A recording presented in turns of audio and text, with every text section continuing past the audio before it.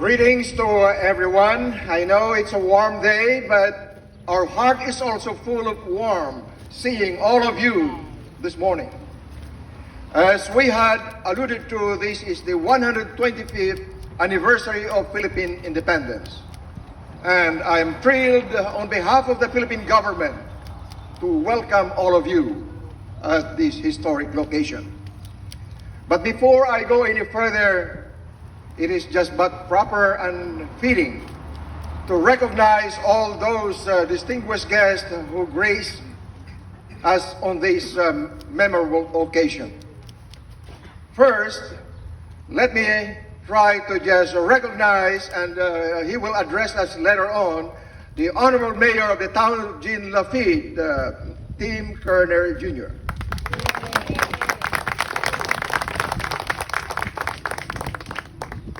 Also, the father, whom I had the opportunity of working with him in building up what we have today.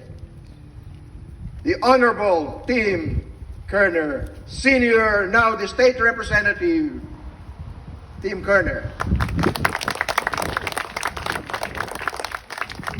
But we are very thrilled for the Philippine community, because for the first time we have the Honorable Clay Sixnider, the Speaker of the House. Thank you for your presence. Of course, we have also some members in the Consular Corps. Some will be coming here soon. But right now, I wanted to recognize the presence of the Honorary Consul of Spain, Maria Isabel Page. And the Honorary Consul of Germany, Susanne Cooper.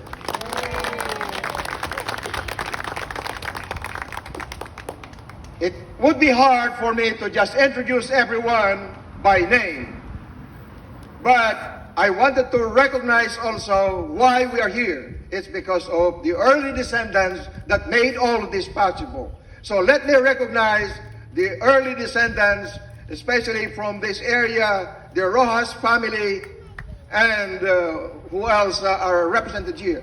May I recognize the Rojas family?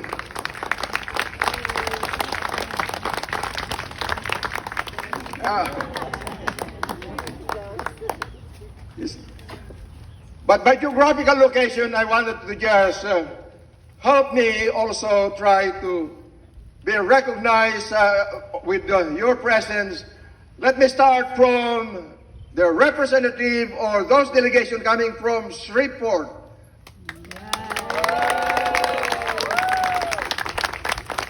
Okay, that is the Arkansas, Louisiana, Texas area. Do we have somebody else from Monroe? Or they are still on the way?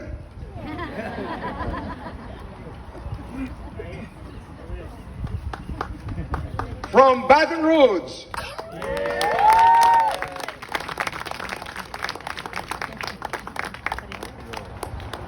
Of course, from Jefferson Parish.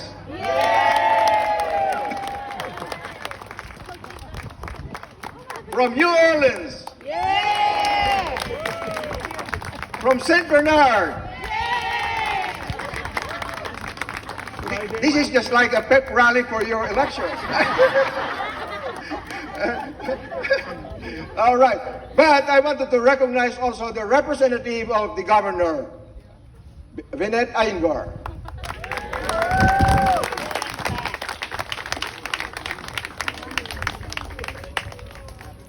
Did I miss, of course, the lovely wife of the speaker? I will be accused of not really trying to properly introduce you, Madam Speaker, Ms. Phoebe Sixnider.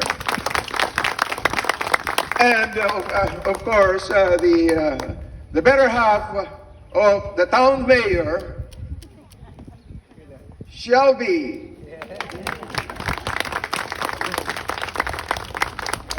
Once again, I wanted to recognize, when I were putting up this, it was the Rojas family. And could you please stand up to be recognized, Ms. Darla and Yvette Rojas. And anybody else descendants from the early Filipinos here?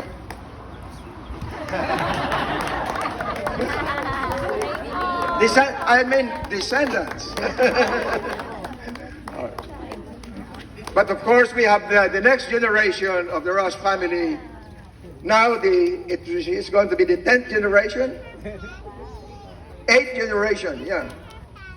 Rhodes, Eleanor. But now let me go to my message for all of you this morning. As we pause to commemorate the 125th anniversary of Philippine independence on this historic location and lovely town of Lafitte, Louisiana, we sincerely extend our best greetings to everyone. The Philippines is a maritime country based on an archipelagic doctrine of government. It is the oldest democratic republic in Asia, a predominantly Catholic country of over 110 million people. We have throughout our history under different colonial rule. We are a nation of scattered islands, 7,641 of them. But together with our faith and determination, we stand as one. Today, we also memorialize the freedom-loving Filipino pioneers who have sought refuge in a place, not the land of their birth, but in a place where they value their heritage and practice their faith with universal aspiration for better lives.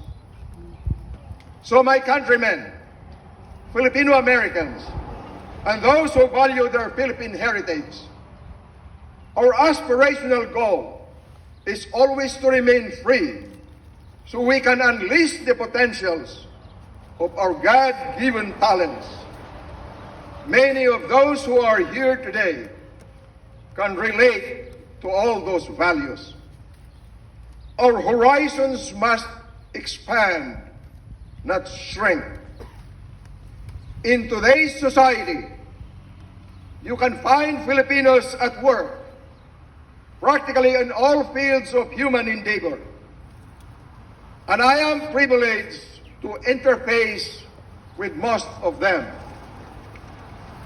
Our organization, the Philippine Louisiana Historical Society, is the first Filipino-American organization statewide with the purpose of researching and commemorating the historical imprints of Filipinos in Louisiana.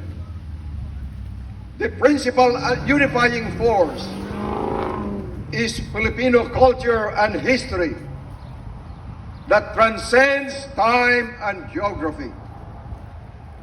Philippines and U.S. relations, whether during natural disaster or pandemic times, for instance, have built alliances that have withstood the test of times. May our past teach us a valuable lesson of new ideas to build our better future. Kalayaan, freedom, kinabukasan, tomorrow, kasaysayan, history. Mabuhay ang Pilipinas! At marami pong salamat sa inyong lahat.